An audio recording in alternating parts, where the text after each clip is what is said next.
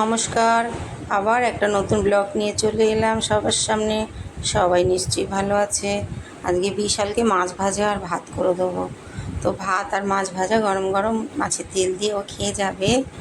এখন ওকে খেতে দেব। তা আমি বললাম, বাবু চলে আয়, ভাতটা খেয়ে নে।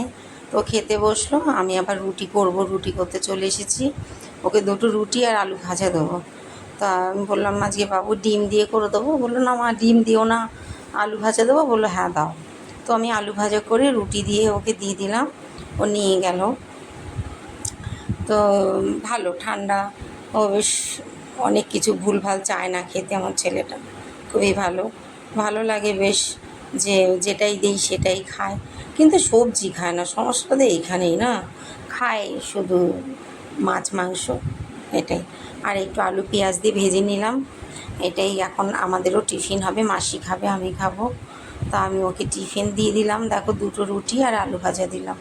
তো ওটা নিয়েই ও চলে যাবে এখন, বেরোবে স্কুল থেকে। আমি স্কুলের জন্য বেরোবে, আমি এখন টিফিন দিলাম। এই যে ছেলে বেরিয়ে গেল। চলো এবার আমরা টিফিন খাই।